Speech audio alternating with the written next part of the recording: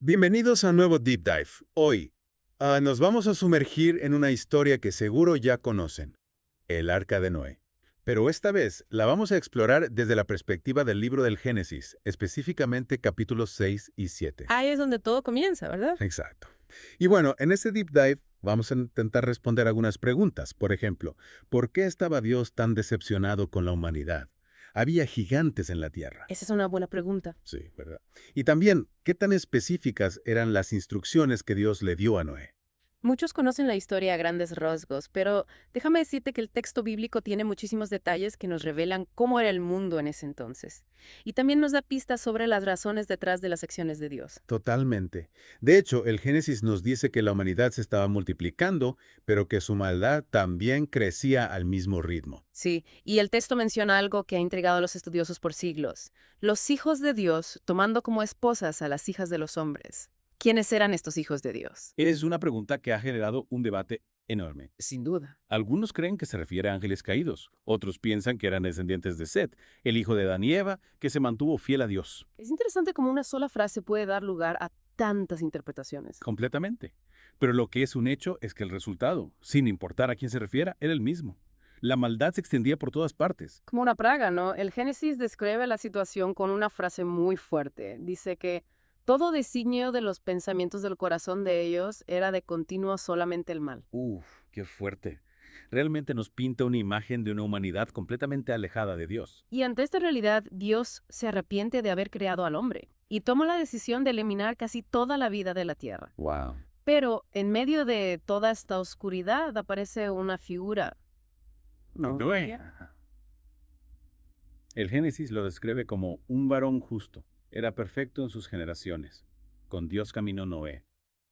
En un mundo dominado por la maldad, Noé era como un faro de esperanza. Exactamente. Y es a través de él que Dios decide darle un nuevo comienzo a la creación. Un nuevo comienzo. ¿Sí? Ya. Y aquí es donde entra la construcción del arca, que no era cualquier barca, ¿eh? No, para nada. Las instrucciones que Dios le da a Noé son súper específicas. Tenía que ser de madera de gofer, Madera de gofer. con aposentos, sellada con brea por dentro y por fuera, Brea. hasta con medidas exactas, 300 codos de largo, 50 de ancho y 30 de alto. Increíble. Imagínate el tamaño de eso. Impresionante. Lo que a mí me llama la atención es la precisión, ¿no? 3 pisos, una puerta a costado, una ventana. Es como si no hubiera espacio para la improvisación. ¿Tú qué piensas? Totalmente de acuerdo. Es como si cada detalle tuviera un propósito específico en el plan divino. Pero, ¿por qué tanta precisión? Bueno, si lo piensas, el arca no era un barco para navegar. ¿Cierto? Era más bien un refugio para sobrevivir a una catástrofe global. Claro, el objetivo no era navegar, sino sobrevivir al diluvio. Exactamente. Y hablando de supervivencia, no solo se salvaría Noé y su familia, ¿o sí? No solo ellos, Dios le ordena a Noé que lleve a bordo 2 de cada especie de animales, macho y hembra, y además debía almacenar comida, para él, para su familia y para todas las criaturas a su cargo. Uf, me cuesta imaginar la logística de esa tarea. Reunir, organizar y cuidar a representantes de toda la fauna. Debe ser un trabajo titánico. Imagínate, conseguir cada especie, mantener la armonía dentro del arca durante el diluvio.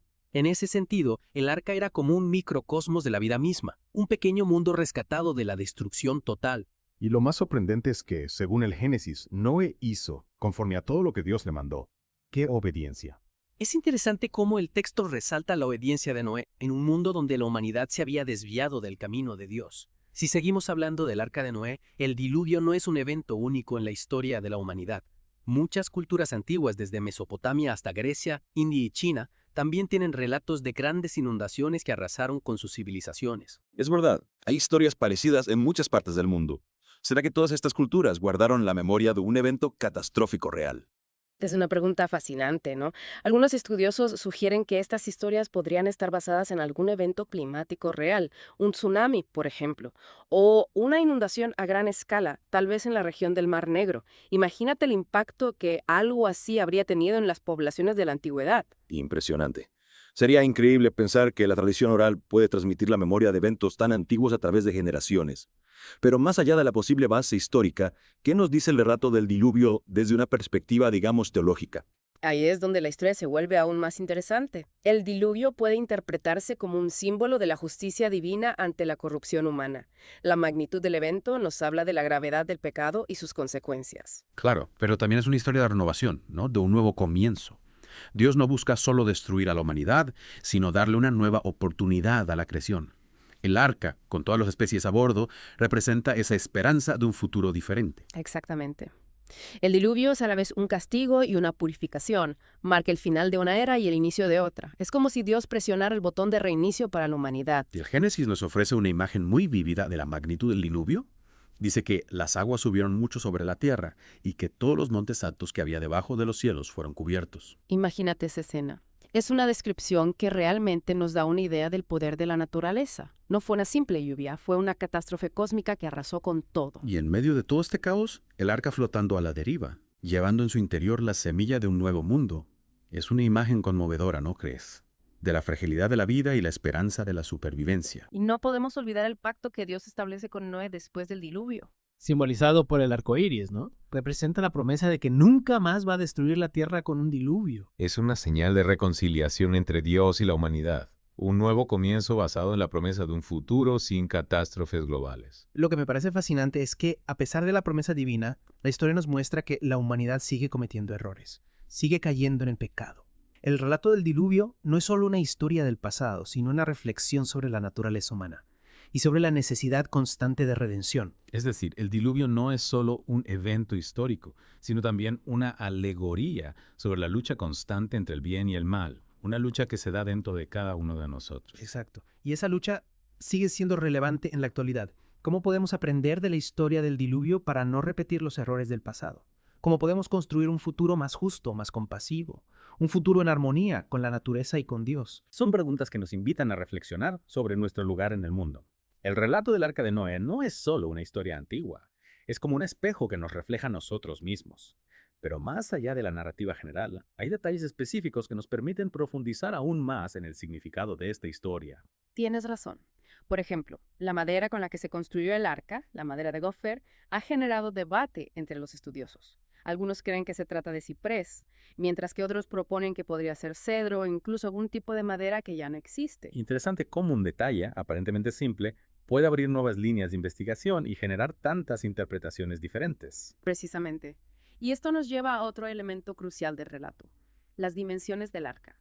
300 codos de largo, 50 de ancho y 30 de alto. Estas medidas no son arbitrarias. ¿A qué te refieres? Algunos estudiosos sugieren que las proporciones del arca, que se corresponden con las de la sección transversal del cuerpo humano. Es decir, el arca podría interpretarse como una representación simbólica del propio ser humano, un microcosmos que alberga la vida en todas sus formas. Esa es una interpretación fascinante. No lo había pensado de esa manera. Y esto nos conecta con la idea de que el diluvio no solo representa una purificación física, sino también una purificación espiritual. El agua, en este caso, puede simbolizar la gracia divina que limpia y renueva al ser humano. Me gusta esa idea. La historia del Arca de Noé nos invita a reflexionar sobre nuestra propia necesidad de renovación, dejar atrás lo que nos daña y abrazar un nuevo comienzo. Si miramos el Arca de Noé desde una perspectiva más, digamos, simbólica, podemos encontrar muchas capas de significado. Me gusta eso. ¿A qué te refieres? Por ejemplo, algunos interpretan al arca como una representación de la iglesia, Ah, claro. un refugio para los creyentes en un mundo que a veces puede ser hostil. Un espacio de salvación. Sí, donde la fe se preserva, se transmite a nuevas generaciones. Y también se puede ver el diluvio como una metáfora del bautismo. ¿En serio? Sí, un acto de purificación que limpia del pecado, ¿no?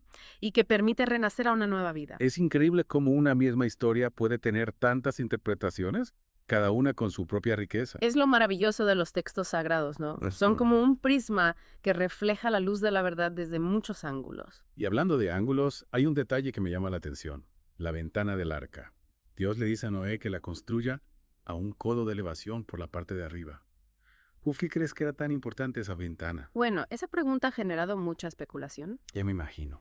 Algunos creen que la ventana servía para la ventilación. Tiene sentido. Otros la interpretan como un símbolo de la conexión entre Dios y la humanidad, incluso en medio de la tormenta. Es como si la ventana permitiera que entrara la luz divina al arca. Exactamente. Iluminando el camino hacia un nuevo futuro. Me gusta esa imagen. Y no podemos olvidar el papel de Noé. No solo obedece las instrucciones de Dios, sino que también se convierte en un cuidador de la creación, un guardián de la vida. Es verdad. Noé no es solo un constructor de barcos, No. es un pastor, un protector de la diversidad biológica que Dios le confía. Y en ese sentido, el relato del Arca de Noé nos hace una pregunta fundamental. ¿Cuál es nuestra responsabilidad con la creación? Uf, gran pregunta. ¿Estamos cuidando de la naturaleza como Noé cuidó de los animales en el arca? Es una pregunta que resuena con mucha fuerza hoy en día, ¿no? Con la crisis climática, la pérdida de biodiversidad. El relato del Arca de Noé nos invita a reflexionar sobre nuestro impacto en el planeta y asumir nuestra responsabilidad como guardianes de la creación. Y así, llegamos al final de nuestra inmersión en el relato del Arca de Noé. Hemos explorado su contexto histórico, su simbolismo, sus implicaciones para el mundo actual. Esperamos que este viaje les haya dado nuevas perspectivas sobre esta historia milenaria y que les inspire a seguir explorando sus múltiples significados. Muchas gracias por acompañarnos en este Deep Dive. Y recuerden, la próxima vez que vean un arco iris, piensen en el pacto de Dios con la humanidad y en nuestra responsabilidad de cuidar la creación. Hasta la próxima.